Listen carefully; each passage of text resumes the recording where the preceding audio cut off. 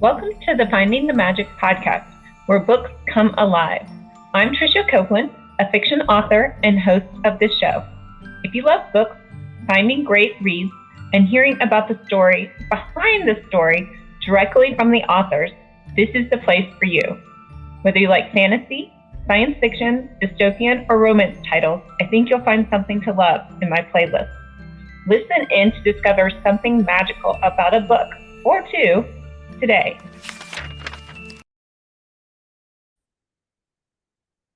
Hi, Sam. Hello.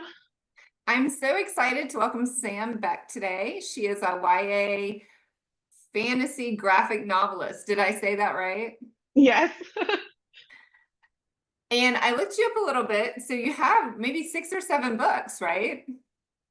Yeah, so I mostly do illustration. I always like to say like I'm an illustrator first and a writer second, but I do have my own series first, which is like a YA fantasy graphic novel that I've written and illustrated.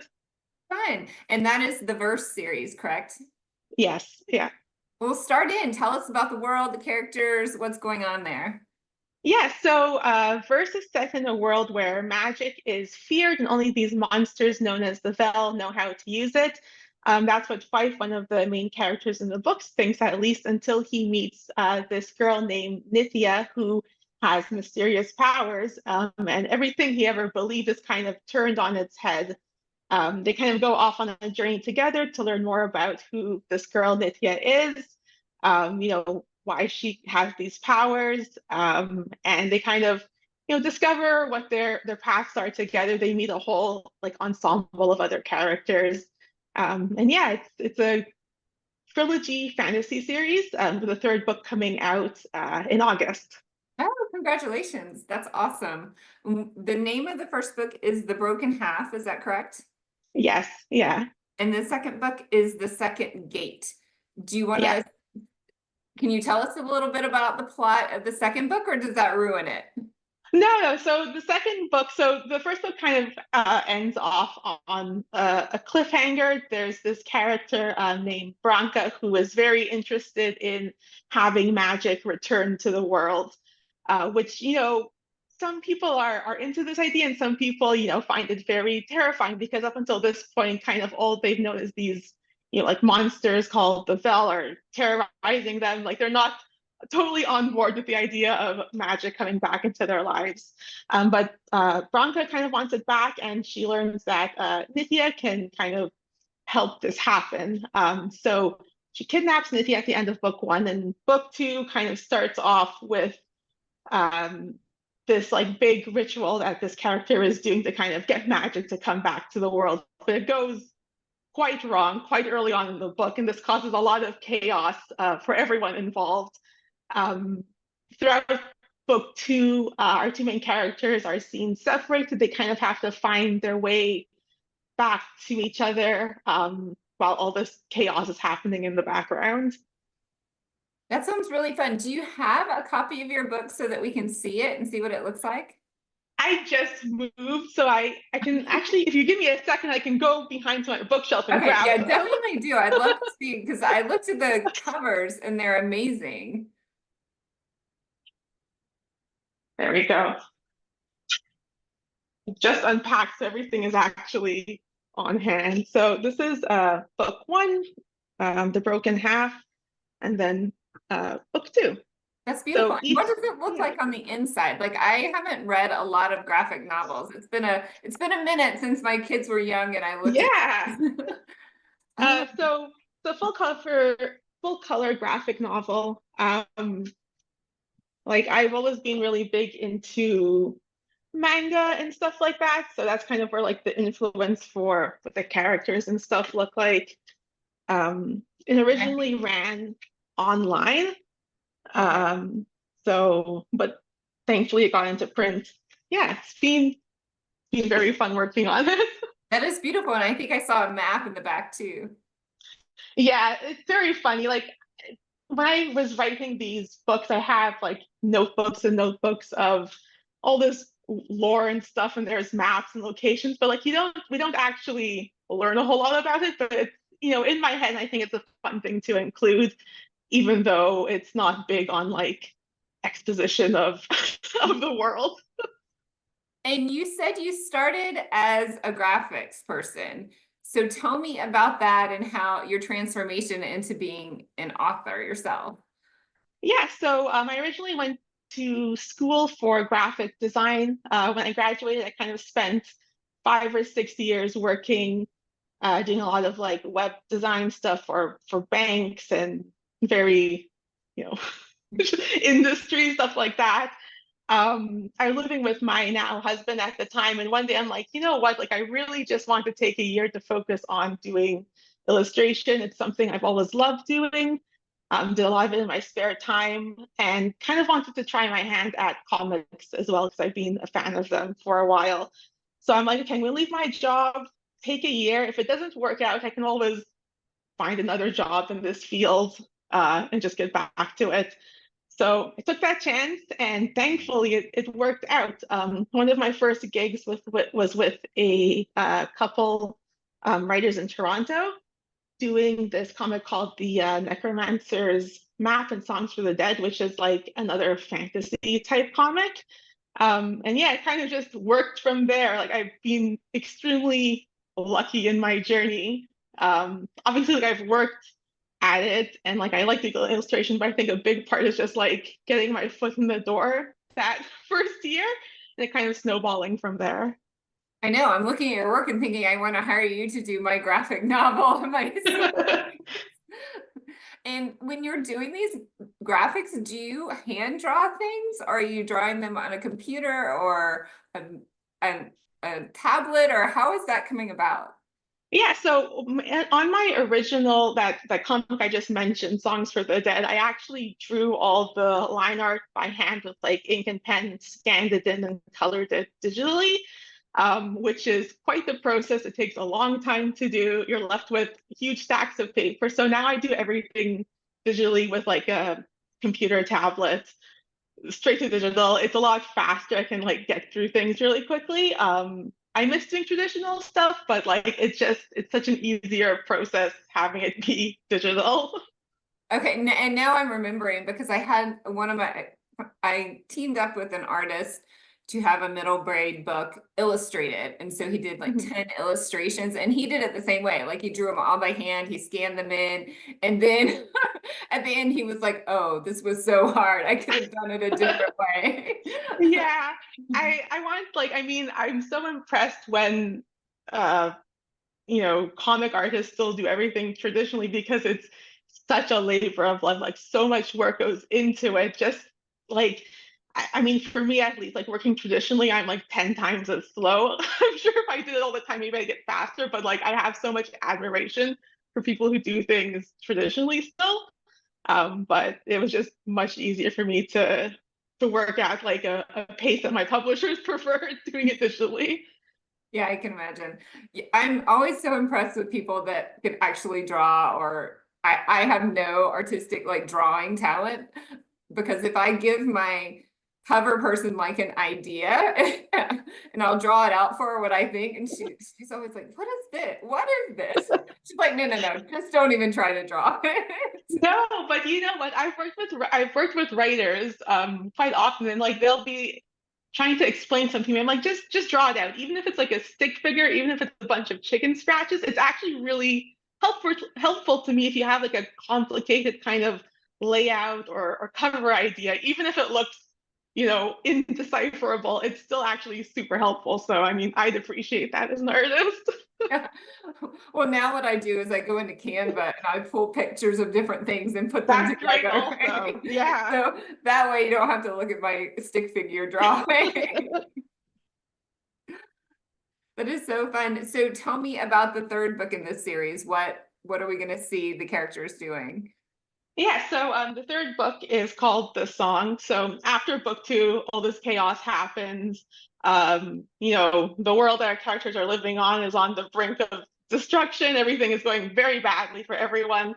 The third book is really kind of exploring what it means to not to come to a compromise, but to, take this thing called magic and like see if it's possible to actually have it in the world and live with it in like a harmonious way. And a lot of the kind of conflict in book 3 is different characters having different opinions of what this means. Some people really don't like the idea of it, some are more open to it. So it's a lot of like interpersonal dialogue and conflict between various groups and characters who believe that magic can either be good or bad. And it really falls upon our main character, Nithya, to kind of form her own opinion of what she thinks the right thing to do is. And what are some major themes? I was reading a little bit of your bio, and I'm getting a little bit of a picture, because a lot of times, well, in superhero novels and comic books, there's this thing about people having power, and is that power, or a major theme, is that power dangerous or is it safe, or, you know, and those people that don't have power are scared of the power or the magic, which I kind of relate to being the same thing. So what are some other major themes that you wanted to explore with these characters? So the books themselves are kind of geared towards like a young audience, like maybe 13 to 16 years old. So the characters themselves, at least the main characters, are in that age group as well. So it's not only these like bigger themes of like, you know, what it means to have power, but like for themselves, they need to find out kind of where they stand in the world. So a lot of like growth and self-discovery, which I think are very popular themes in middle grade books. Yeah, it's like for one of our main characters, Fife, his kind of journey is being this like very anxious, scared child, and like going through this, you know, scary world, and like figuring out how he wants to react to it. And I think his character was really fun and interesting to me to write, because a lot of like male protagonists in fantasy series like pick up a sword, you know, go fight. And I really didn't want that for his character. I wanted him almost to have like this pacifist view of the world, where he's still going to stand up for himself and his friends, but not in a combative way. Whereas like Nithya, who, you know, she's a total mystery. She doesn't really know much about herself. She learns it over the course of this book. So for her, it's more about finding like a sense of independence and her own voice, because she's having all these people kind of put their views upon her, and she needs to figure out, you know, where she stands in the world. That's really neat. How did you come up with the idea for their story? I think it's just like an amalgamation of like all the things I really enjoyed kind of reading and watching growing up. I think I said before, like I really loved anime, manga, play a lot of video games and stuff like that. I'm a big nerd. And then a lot of these like things I enjoyed, like they had these casts of characters who had such like deep personalities, which I didn't really see a lot of in traditional tape comics, like in Marvel and DC comics. You don't really get this like introspection of characters that you do in a lot of Japanese comics. So I wanted to kind of bring that into my work. And I think like fantasy is just a fun genre. I like drawing more like naturalistic scenes, a lot of like nature and stuff like that. So it just made sense for me to draw something that I enjoy drawing. Right. Yeah, it is. So is the world in the future, or is it supposed to be in the past? What is their technology base? So it's, I mean, I guess it's set in the past, like it's very European, like medieval kind of architecture and stuff like that. What's interesting is I think I've described this book somewhere before as being post-apocalyptic, where there used to be magic, it disappeared for reasons. So as you're flipping through the book, you'll see, you know, like stuff that looks very modern, like an oil rig or some kind of like mechanical thing, but it's broken down and abandoned, Okay. with like things growing over it. So now our characters are living in kind of this post-magic world where they're not super technologically advanced. Magic is really that like fascinating technology that's not accessible to them anymore. Okay, neat. And it looks like you have some other publications too, in addition to this series. Can you talk about some of your other books? Yeah, so the other books I've worked on, I haven't been the author on, I've been the illustrator on. One that's coming out next week, I think, actually, in 2 weeks, is called Loving Ohio. That one I'm really excited about. I teamed up with the writer Matthew Ehrman. Loving Ohio is, set in modern times in our year in the fake town of Loving in Ohio. It deals with a lot of like teen angst and weird cults and stuff like that. But a lot of like the inspiration was taken from the writer's time growing up in Ohio, so a lot of like suburbs and kind of stuff like that. So it's super different from the world of verse, which is fantasy and beautiful scenery and all of that. And I found it really fun to work on. I always tell people, like, when I was doing a lot of the research for the settings in Living Ohio, I would just be on Google Maps, like checking out the suburbs, making notes on things. So that's one of them. I've also been the artist on a series called Renegade Rule, which is a really fun kind of sci-fi comic about this group of girl gamers who are into this competitive VR game. So that's like a whole different genre. There's a lot of, you know, gaming, like fake guns, stuff like that. It's super fun, very funny. The writers are hilarious. Like I've never laughed out loud so much reading a script for a comic before. That's awesome. Yeah, it sounds like you're really challenging yourself doing all these different genres as far as the illustrations and illustrating lots of different worlds. Yeah, I think it's fun. Like, I mean, I think fantasy will always be the thing that I enjoy doing the most, but it's fun to explore other things. Otherwise, it gets boring. So it's fun to do other stuff. Yeah, I challenge myself by like entering an anthology where they force you to do a certain theme or or have certain themes in your stories. And yeah, it's fun to just kind of grow your artist or grow your craft. Yeah, and you can almost like bring that stuff back into what you love. Like now you've gone out there, you've learned something, you've pushed yourself. Now it's like, okay, I like this part of it. I can bring this back into my work. And so if an author wanted to make a graphic novel from their series, would they contact you? And because that's a whole new world for me. I haven't so I feel like I entered the audiobook world and I need a narrator, and now I'm like, oh, that's another thing I could look into. Yeah, so when I was starting out, I was kind of just like a freelance agent. I had people just reach out to me. Usually they would send me a pitch. So they didn't even have like a script sometimes. Like when I was working with Matthew on Living Ohio, we had worked before on something else, but to pitch Living Ohio, he literally just sent me like a page and we got on a call and we talked about it, like, this sounds fascinating, let's do it. Then we put together like an actual pitch for a publisher and had our agents go and sell it to them. Okay. I also work with an agent who goes out and finds me stuff. So I work on some like IP-based work. So like Legend of Korra is one of the comics I've done illustrations for, and like Star Wars and stuff like that, like really like short ones. So I'll work with my agent to bring in that illustration work. Neat. Yeah, that's a whole new career path that I hadn't tapped into yet.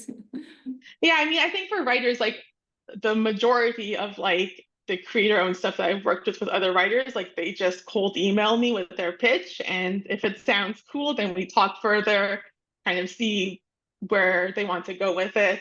I like being involved in a sense where like I don't obviously want to like write with them, but I like when they give me a certain amount of freedom to make suggestions, because you'll be handed this script and like sometimes it just doesn't flow as a picture or as a comic. So it's really nice when they when they have the confidence in my skills to be like, maybe we should like tweak this slightly. And I think that's kind of the best kind of collaboration, is when there's this trust between the writer and the artist to do that. Right. That was my experience when I was working with the artist, because we came together and he had the idea for a character and I wrote the story around he just had a name is really all he had. And I wrote the story around this name, and it ended up being an Aztec mythology. And we were kind of sending ideas back and forth, and at one point he was like, this doesn't really ring true to the character, and I was like, yeah, but I don't know how to fix it. Like, so it was that's the first time we didn't write together, but we kind of like bounced ideas. I thought Yeah. that's the first time I'd ever done that, and I think it made the story a lot better. So Yeah. so what's next for you? Is this verse series a trilogy? Is that what you said, or is it gonna go Yes. So it's a trilogy. I've been working on this series since like 2016 when I like, left my job originally. It started off as a webcomic. It was free to read for a really long time, and then thankfully a publisher picked it up for the second and third book. But I'm happy with it being a trilogy. I've worked on it for long enough. Like it's like always sad to like close the books on these characters that have like been with you for so long. But I'm also really happy that I have like a completed series of books and I can move on to something else. Do you know what that is, or are you still coming up with ideas? I'm right now working on an unannounced project. It's going to be, I think, 4 books. It's also set in a very like similar fantasy world. Can't really say more than that, but I'm the illustrator on that project. It's been a lot of fun to work on because it's back in like my fantasy wheelhouse. Going forward, I'd really like to like get into another genre, which is cyberpunk. I've always been super fascinated with that genre. Um, I read like Neuromancer by Gibson like back in high school, and like even though I did not understand half of what was going on in that book, I was so kind of enamored with the aesthetic and kind of the world that was being built. So I'd like to do something in the cyberpunk genre. Have some things kind of milling about, but nothing is set yet. Okay, so I know what is it steampunk? I know what steampunk is, but tell me what cyberpunk is. Yeah, so cyberpunk is like something set in the future. Usually it's very dystopian.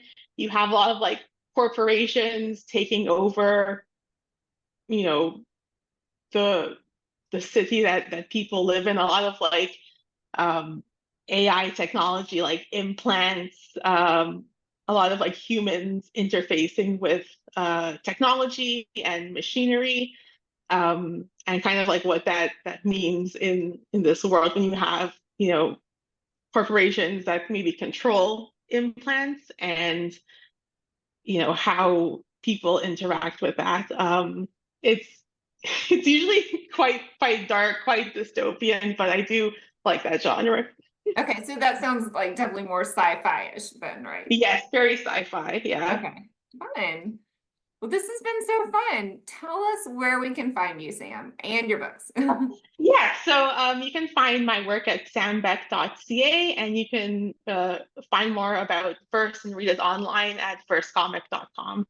Great, and I found you on Goodreads, so that's also a good place to find your books. Yes, I as an author, I don't like looking at Goodreads, but it's a great place for other people to go to. No, I know. I every once in a while I check it. I'm like, why did I do that? Yeah, yeah. We had lots of great reviews, so it was fun looking here. Well, thank you for being here, and we'll talk soon. All right, thank you so much for having me. Bye. I hope you enjoyed this episode of the Finding the Magic podcast.